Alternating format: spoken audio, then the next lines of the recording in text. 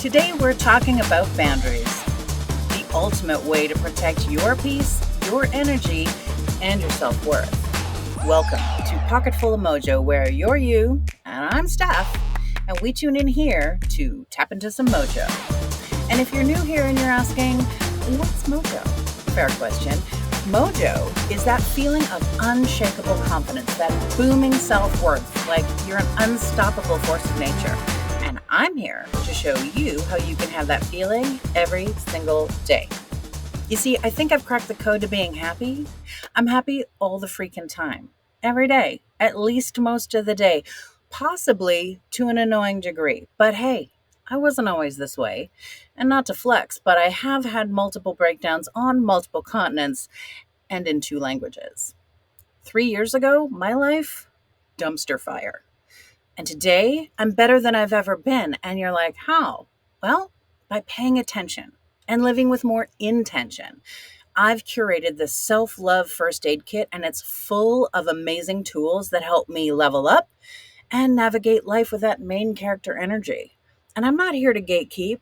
In fact, I'm here and I'm on a mission to help you tap into your best stuff and remember that you have everything you need to live your life on your own terms. And by the end of this episode, you're going to understand what boundaries are and what they aren't. You're going to recognize the signs that maybe you need stronger boundaries. And you're going to learn how to set and enforce boundaries and do it without guilt. We're going to discover common traps that keep people stuck in boundaryless situations and full of exhaustion. And you're going to feel empowered to prioritize your needs without fear of disappointing other people. You're going to leave this episode feeling lighter, more empowered, and ready to be a boundary boss. So, settle in. We are here for some positive change. So let's dig into where your mojo meets the road.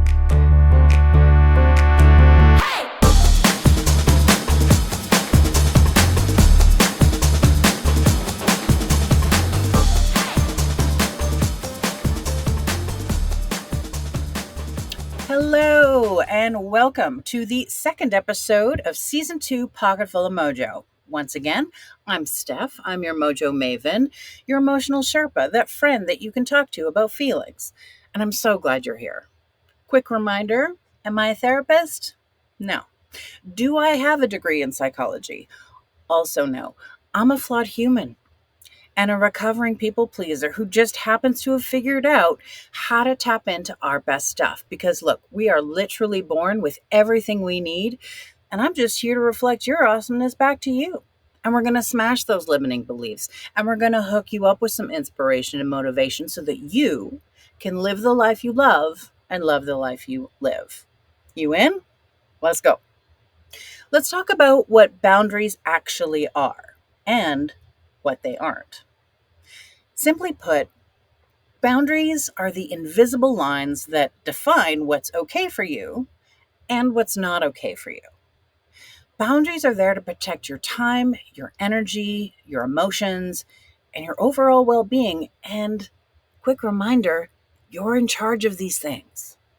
When I was learning about boundaries for the first time, not that long ago, I was struck by the terms tolerate and compromise. And if these words show up a lot in how you operate in your relationships, this is for you. So now that we know what boundaries are and why they're awesome, let's have a look at what boundaries are not. Because it's really important to take away that boundaries are not about being selfish or rude or shutting people out. They're about creating healthier relationships, first of all with yourself and absolutely with other people. Look, everyone likes you when you don't have any boundaries. It's super convenient for people to take what they need of your time, your energy, your expertise, your emotional capacity for free. And let me tell you, babe, it's not cool. You have things to do. And you're not here to take care of everyone all of the time. Look, you don't even like everyone all of the time. So despite what guilt and your old systems may try to tell you, it's not true. So if you have things that you want to do, but never have the time to do them, this is where boundaries come to save the day. I want you to think of a boundary like a fence around your house. It's not a wall, It has a gate. You get to decide who comes in and for how long and under what conditions. There's a great quote from Mark Groves: "Walls keep people out. Boundaries simply show them where to find the door." Now let's look at how you know if you need boundaries or not. So here are some of the red flags that are going to point in the direction that maybe you're lacking some boundaries. First one's easy. You say yes when you really want to say no. Maybe you feel drained after interacting with certain people. You take on the responsibility of fixing other people's problems. Sound familiar? Or you fear that people will get upset or leave if you set limits, or worse yet, confrontation. Or maybe you've got the overachiever syndrome and you overextend yourself over and over until you end up resentful. Look, resentment is a sign that you've overstepped your own boundaries. Resentment is an ugly monster, and it's a 5 alarm indication that there is some boundary work to do. But I've got you. So let's go figure out how we can get ahead of this monster and slay anyway. So the first activity we're going to do, it's easy peasy. We're going to do an energy audit. I want you to think of your life and write down 3 things in your life that feel exhausting, overwhelming, or frustrating. Ask yourself, where am I saying yes, where I should be saying no? And then take that time to reflect, what boundary would change this? Now, it's okay to be like, life in general is exhausting, overwhelming, and frustrating. So, yeah, fair enough, my friend. These are crazy Handmaid's Tale like times, and this is not lost on me, which makes it more important than ever to step in and focus on what you can control. There's no better time to start. The key is to zero in on what you can control. You still own your own schedule, your friend list, and what you consider a responsibility. You get to choose. This is your time. This is your time to empower yourself with the determination that it takes to make these changes. Remember, any changes are meant to enhance your life and make space for more of what you love, period. You choose the volume of the noise. So let's keep going and take our power back, shall we? Let's go. Now we're going to have a look at how we got here. Here's a few traps that are going to keep you stuck without boundaries. And if we expose them here and now, we can reflect on how these things show up in our lives. And once you spot them, they have far less power because awareness has shown up to the party. So let's expose these traps and get ahead of the game. Common boundary pitfalls. Maybe it's the nice person trap. You don't like disappointing people, so you avoid setting boundaries and everything is yes, yes, yes. Or there's the martyr mindset.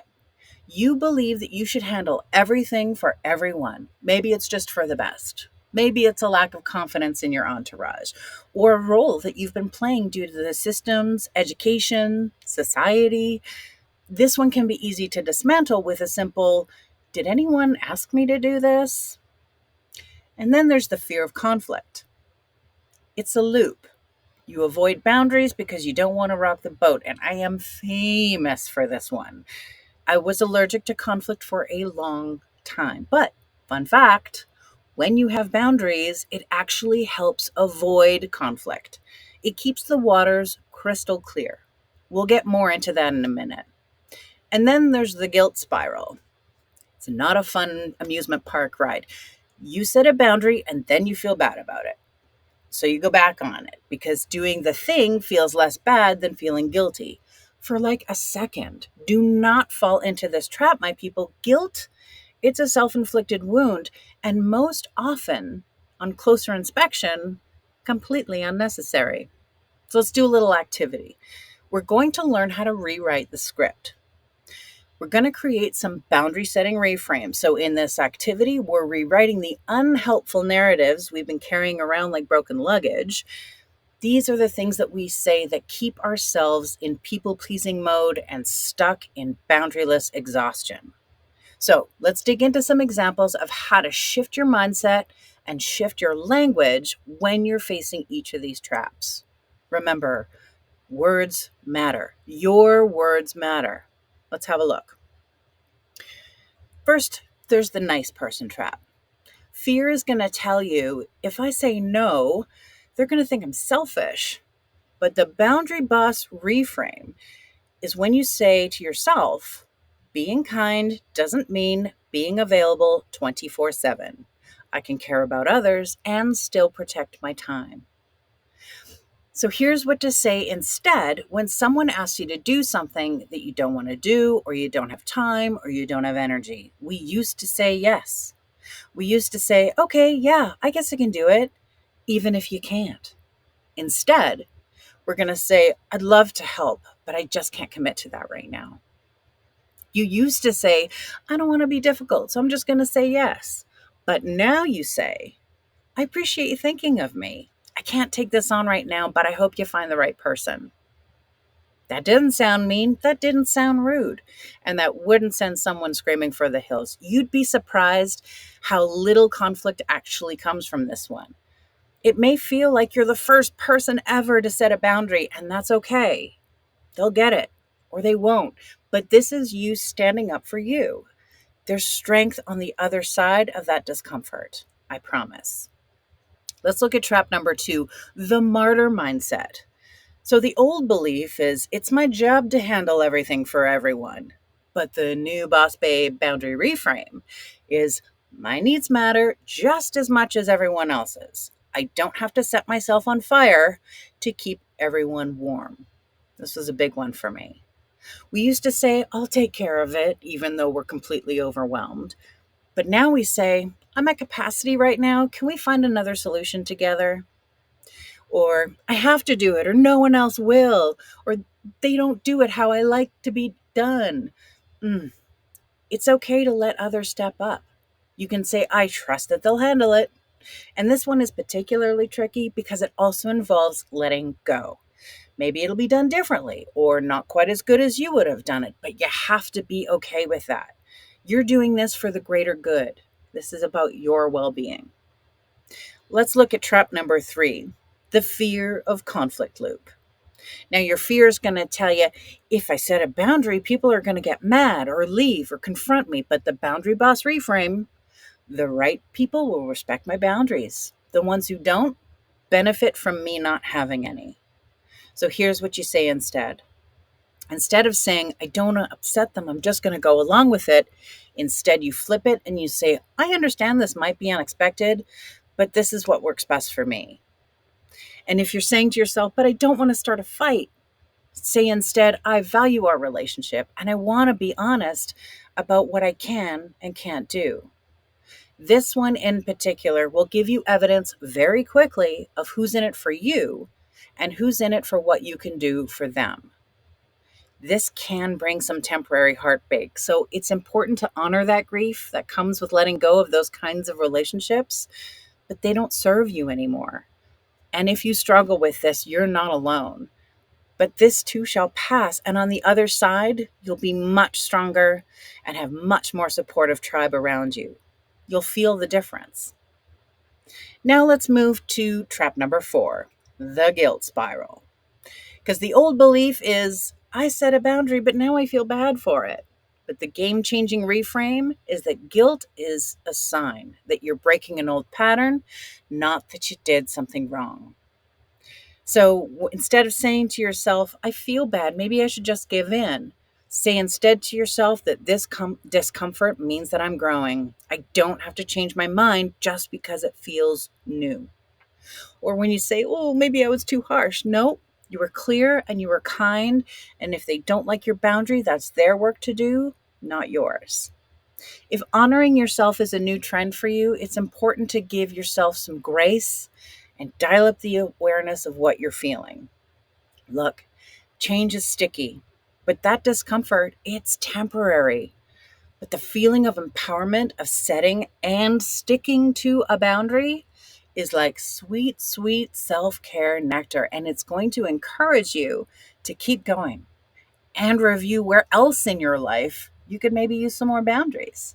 So keep going. You've got this. Look, boundaries don't push people away. They teach people how to respect you, how to love you, and your peace is worth it. And when it comes to how to set and maintain boundaries, there's 4 easy steps. Let's walk through them together. Step number 1, you got to get clear on what you need. Ask yourself, what do I need more of? Is it more time? Is it more alone time? Is it more support? Is it more time to chase your own dreams or to figure out what those dreams even are? You choose. There's no needs police coming to tell you that it's right or wrong. Trust your gut. It knows the way. And then you ask yourself, what do I need less of? Less to-do lists, less being late for things because you're always running, less obligations. And then you want to finally ask, what's draining me? Is it doing things to help other people succeed when your goals are sitting there collecting dust? Or maybe it's following the same rinse and repeat routine, leaving no room for creativity or self-expression or coming up with your own dreams or working on your own projects. Keeping the peace and swallowing all your own ambitions because making space for them seems impossible. This is where the real work begins. Now that your needs are clear and specific, you can stand up and support yourself by advocating for what you need, which brings us to step number 2. Communicate clearly and confidently. Use those I statements. I can't take on extra work this week, but I'd love to help next time. Keep it short and simple. Despite our instincts, there is no over-explaining needed. You're going to be tempted. You're going to want to convince people of your needs. You don't have to. Stop it. Which is a perfect segue for number 3. Handle pushback like a pro. Expect the resistance. Look, there's going to be people who benefited from your lack of boundaries, and they are not going to like this change. Boundaries show them the door. They can stay, but on your terms, or they can find someone else to profit from. Period. Hold your ground with kindness. Look, I understand this is new, but this is important for me, is something that you can say. If someone tries to say, yeah, but you used to do this for me, and you used to do that, and it wasn't a problem, you can acknowledge that and say, yeah, you're right, and I found that that caused me more problems than it solved. So moving forward, I'm going to be doing things a little bit differently. I hope you understand. And if they don't, that's not on you. Sounds like a them problem, not a you problem. Your boundaries protected you from that. So step number 4 is follow through without guilt. Look, boundaries without action, they're just wishes. So stick to your limits. So for this last activity, I want you to think about one place that you can say no this week. Say it out loud using that firm, friendly tone, because no is what? A complete sentence. Remember that. And when you say no thank you with a smile, there's really no comeback to that. Remember the power of boundaries. This is our big takeaways, you guys. So these are the big truths I want you to remember. Boundaries. It just equals self-respect. People who love and respect you, they're going to adjust. It's not your job to manage other people's reactions. Ain't nobody got time for that. Setting boundaries isn't rejection, it's protection. And you will observe changes in your relationships because you are changing. So are the terms and conditions of your relationships. Doormat, no more. So for your final challenge, I want you to pick one small boundary to set this week. Commit to it. Share it with me in my DMs. I'd love to hear about it. Because boundaries don't push people away. They show people how to love and respect you better. And so go out there. Own your space. Own your energy. Use your voice. Find your peace. You are in charge. You chose where to spend your time and energy. Feel good about that. You don't owe anyone anything before you've honored yourself. The name of this game is me first. Try it on. See how it fits. Quick recap of what we learned today. Boundaries protect your time, energy, and your well-being. Now we love boundaries. If you're feeling exhausted, resentful, overwhelmed, you probably need stronger boundaries. Number 3, people-pleasing keeps you stuck in exhaustion. These activities that we covered today are your off-ramp from the people-pleasing freeway of frustration. And lastly, saying no doesn't make you mean. It makes you healthy. It makes you strong. Boundaries aren't about others. It's about protecting yourself and respecting yourself. So, did our little chat about boundaries leave you wanting more? Well, by all means, I encourage you, lovely listeners, to share your boundary wins on social media. Use that hashtag Pocketful of Mojo Boundaries, and we can celebrate our boundary babe boss era together. Boundary boss babe era, that's better. We'll use that one. So if you're looking for more ways to give your mojo a glow up, be sure to check out the 7-day Mojo Makeover Challenge in the show notes. It's 7 days of mantras and mini challenges where you get to reboot and refill your cup so that you can show up for yourself like never before. So if this episode spoke to you, share it with a friend who needs to hear it. And I want you to rate, review, subscribe, do all the things because it helps more people find the show. Let's keep this conversation going. DM me your biggest boundary win for the week. I'd love to celebrate with you. And be sure to tune in next week when we unpack the prickly pear that is perfectionism. We're going to cover the cost of good enough versus perfect. We're going to talk strategies to embrace imperfection, and I'm going to share some stories about how letting go leads to breakthroughs. It's a do not miss episode, so be sure to subscribe and make sure that your mojo doesn't miss a single minute. I've got so much great stuff to share with you, so be sure to tune in next week. And until then, stay classy, stay kind, and put love in everything you do. Thanks again for tuning in. This has been Steph with Pocketful of Mojo. Ciao for now. Mwah.